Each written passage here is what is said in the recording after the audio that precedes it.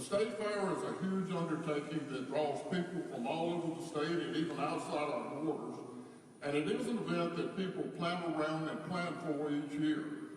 So we know there are going to be a lot of people who share our disappointment in not having a state fair. The state fair is a major economic driver for this area because it does draw so many people. I once heard a vendor characterize the North Carolina State Fair as the Super Bowl of fairs. This is the largest event in North Carolina. This decision not only impacts the state fair and our team, it also affects vendors, nonprofit organizations, and many small businesses.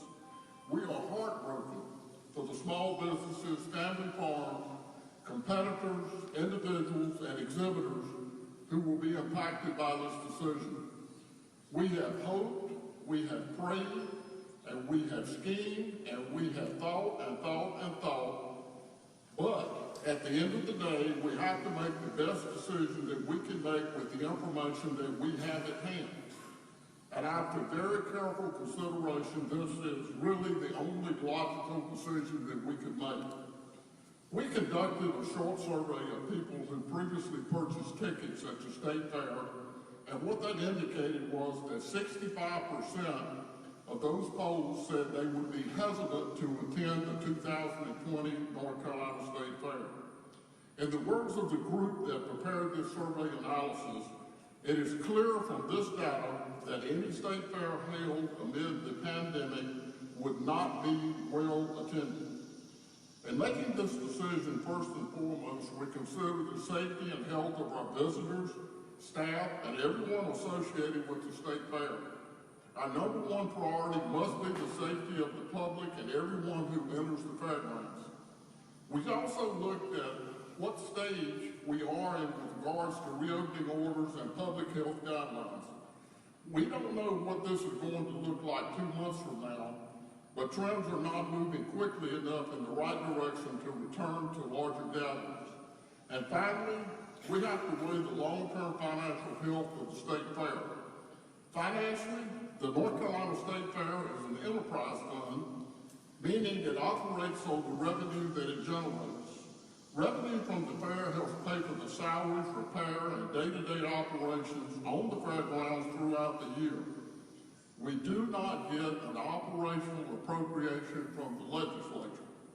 For this reason, we have to make smart business decisions regarding this operation. We are just like every private business that has been impacted by this pandemic. We cannot afford to put on a fair and have nobody show up. Fairs are expensive propositions to put on. The North Carolina State Fair costs on average around $6.8 million to produce. August 16th marks the 60-day window until the planned opening day. So we're quickly coming up on the time frame where we would have to be able to cancel many of our fair contracts with no penalty. We are making this decision now to avoid expenses for an event that we recognize we may not be able to open.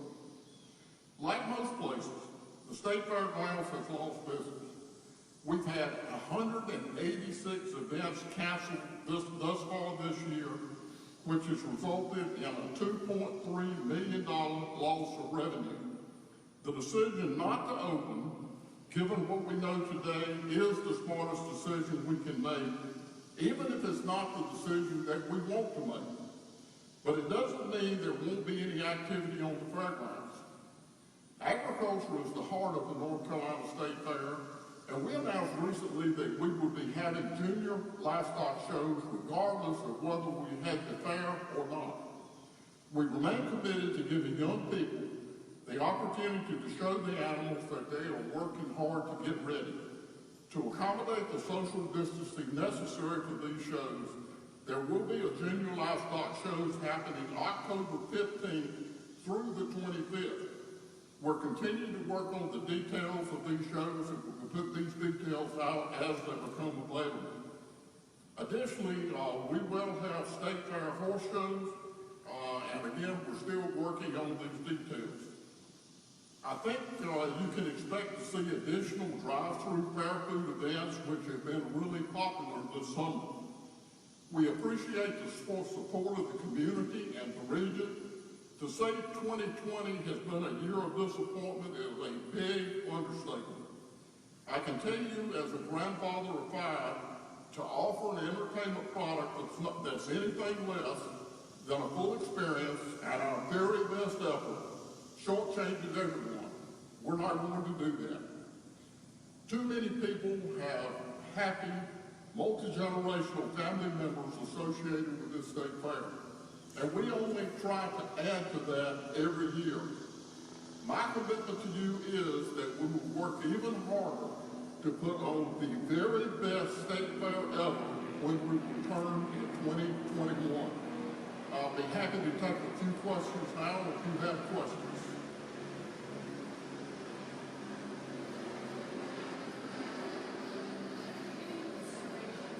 We need to let the helicopter get by. Did you give any considerations to having other parts of the fair open, like the cooking contest or those sorts of things? We will continue to look at things that we might could do to give a small fair experience, but it does come down to financials. Without doing what we're doing now, it's going to be hard to have the money to open up a 2021 fair, so there will be very few things that we can invest any money in from the state fair as time goes on.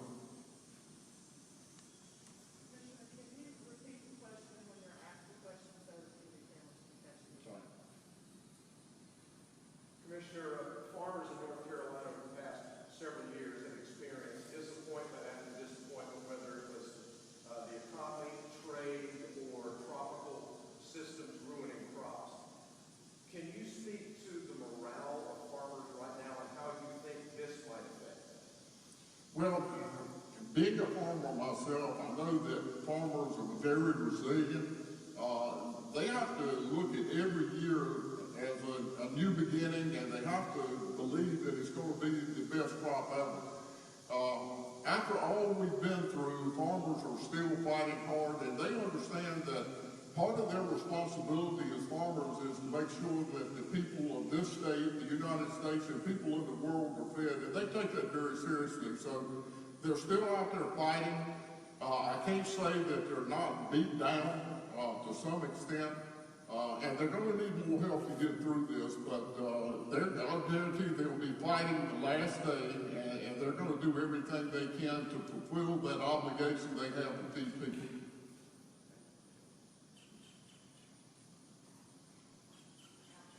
Can you talk about the financial impact by not having the fair this year? How much money are we expected to lose as a result? She was asking about the financial impact of the fair, not having the fair this year will mention that.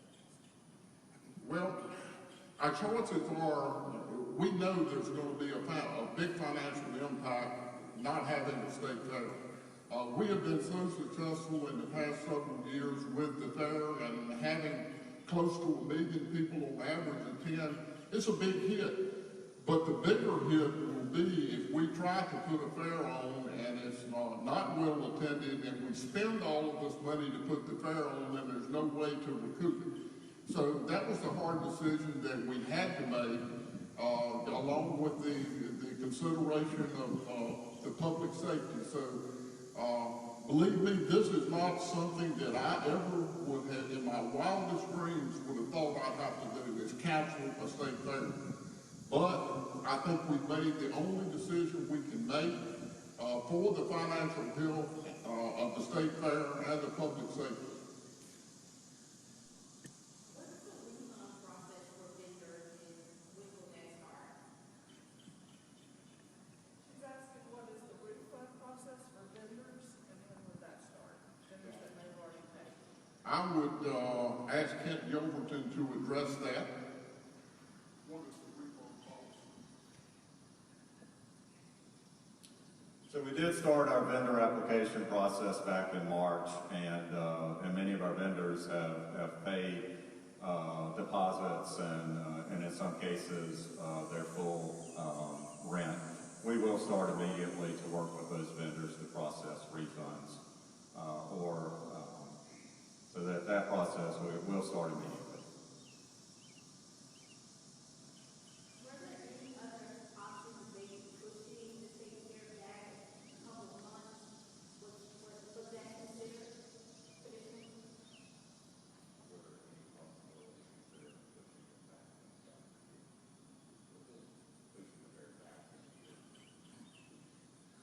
No, there was not any consideration of that, and one of the reasons is carnival companies are on a rotation and booking, so everything has to fall in line to have the carnival company get into the state fair, and if we push it back later, then we're getting into the 2021 state fair. The state fair planning is not a process that starts a week ahead of time, months ahead of time. We actually work on the next state fair while a state fair is going on. So the time compression we do not think would ever work for the logistics of the carnivals and our logistics here at the fairgrounds, having, we hope, booking more events, year-round events here. Are other states canceling their state fairs as well, or is this something that we're the first to do, or how does this compare to what other states have? She's asking if other states are canceling their state fairs as well, or we're the first to do this. There are many, many states that have canceled their state fairs. We waited as long as we could wait to make this decision, and I think Kent can tell you some of the major fairs that have canceled around the country, and it is a shame that each one of them have made this gut-wrenching decision just like we've had to make, and I know they feel the same way that I do. This is a glad place in October. I mean, it doesn't get any better. I see all of the people with the smiles on their faces, the kids out here enjoying themselves, and this October, it's going to be a really sad place out here, and it's unavoidable. Kent, could you talk about fairs that have canceled?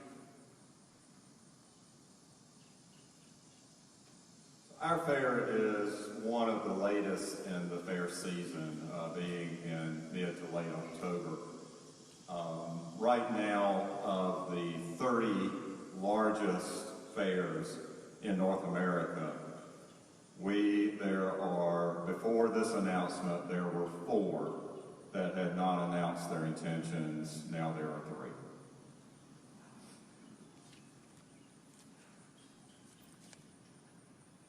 Commissioner, Any other questions? what about the livestock shows, the junior livestock shows and all of that? The junior livestock shows will go on. It's going to be a little bit different than it would be during the state fair. Normally the big shows are centered around the weekends, and we do have huge crowds at the state fair that go visit the livestock shows. But what we've done is we're going to spread it out from the 15th through the 25th of October and make sure that everything goes according to CDC guidelines for livestock shows. Those guidelines are out there, so we will do everything in our power to make sure that we do what those guidelines say and the protocols call for.